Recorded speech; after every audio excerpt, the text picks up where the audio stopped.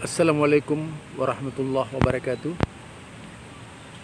Saudara, saya ingin bincang-bincang tentang seseorang yang bermimpi bertemu Rasulullah Sallallahu Alaihi Wasallam di dalam tidurnya. Itu bermimpi Rasulullah Sallallahu Alaihi Wasallam di dalam tidurnya. Apakah bisa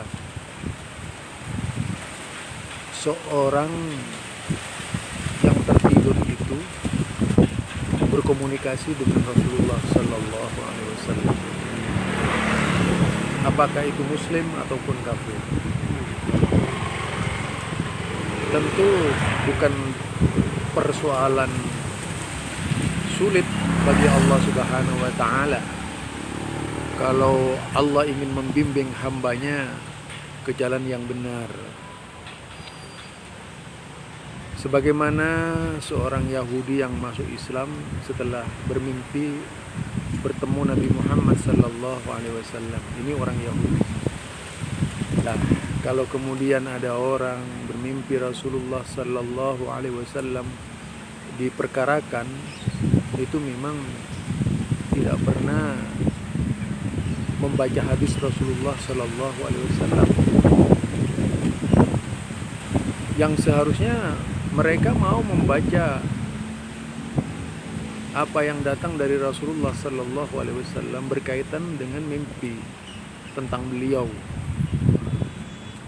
Di dalam hadis riwayat Bukhari, Muslim dan beberapa ulama hadis lainnya, hadis ini kategori sahih, tidak ada yang melemahkannya karena memang hadis muttafaqun alaih. Disebutkan oleh Rasulullah Sallallahu Alaihi Wasallam, man ara fil manam faqad ara fil yaqdah. Itu hadisnya yang pertama. Inna syaitan la yatamassalu bisurati. Karena setan itu tidak bisa menyerupai keadaanku, tubuhku. Nah, itu. Ada lagi dengan istilah yaitu bi. La yatamassalu bi. Setan itu tidak akan menyerupai denganku. Ada dengan istilah surati, itu dalam Sahih Bukhari. Nah, kalau kita pahami dari perkataan seorang muslim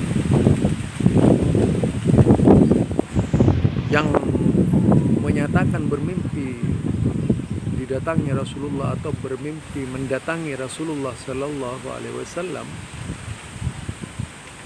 jika dia seorang muslim, ya kita percaya begitu saja. Jangankan orang muslim, orang kafir saja bisa didatangi oleh Rasulullah Sallallahu Alaihi Wasallam sehingga menjadi hidayah baginya untuk masuk Islam. Jadi itulah sebabnya kita tidak bisa kemudian menyebut orang-orang yang masuk Islam itu Yahudi tadi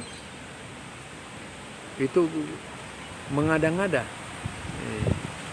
karena memang Nabi sendiri yang mengatakan man aro fil manam faqad aro fil yaqdah. Dalam hadis lain disebutkan man aro fil manam ka'annama aro fil yaqdah, yaitu siapa yang bermimpi tentang aku seolah-olah dia benar-benar melihat aku ketika sadar, ketika bangun. Ini semua hadis Rasulullah Sallallahu Alaihi Wasallam. Inna syaitan yatamassalu bi, atau inna syaitan la yatamassalu bi surati. Jadi la yatamassalu bi, la yatamassalu bi surati. Syaitan itu tidak bisa menyerupai aku. tidak bisa menyerupai bentuk tubuhku. Nah, itu dia. Jadi kalau tidak bisa menyerupai Rasulullah Sallallahu Alaihi Wasallam, kalau setan itu ngaku-ngaku sebagai Rasulullah Sallallahu Alaihi Wasallam juga tidak bisa. Nah itu. Kecuali setan dari manusia yang ngaku-ngaku jadi nabi. Itu bisa saja terjadi ya. Karena banyaknya orang-orang yang ngaku nabi sesudah Nabi Muhammad Sallallahu Alaihi Wasallam itu setan dari kalangan manusia namanya. Karena sesudah Nabi tidak ada Nabi lagi. Apalagi misalnya ketemu Nabi kebetulan pernah menjadi mata-mata Inggris ya. Karenanya sangat beruntung sekali orang yang bermimpi didatangi Rasulullah Sallallahu Alaihi Wasallam. Terlalu banyak orang yang bermimpi tentang Rasulullah Sallallahu Alaihi Wasallam, bukan 1-2 orang. Imam-imam besar juga pernah didatangi oleh Rasulullah Sallallahu Alaihi Wasallam. Dan tidak harus ulama besar atau tidak harus kiai terhormat yang didatangi Rasulullah. Gembel saja atau orang kafir saja bisa didatangi oleh Rasulullah Sallallahu Alaihi Wasallam. Terus kita mau apa? Mau protes kalau orang-orang miskin, orang gembel, orang kafir didatangi oleh Nabi Muhammad Sallallahu Alaihi Wasallam sampai dia masuk Islam. Ini dari saya ya. Jadi tolonglah agak cerdas sedikit memahami hadis Rasulullah Sallallahu Alaihi Wasallam yang menganjurkan kepada kita untuk senantiasa bersikap tenang dengan pembicaraan orang lain yang tidak kita sukai. Bersabar kita itu lebih baik. Ini dari saya ya. Nah, tuh.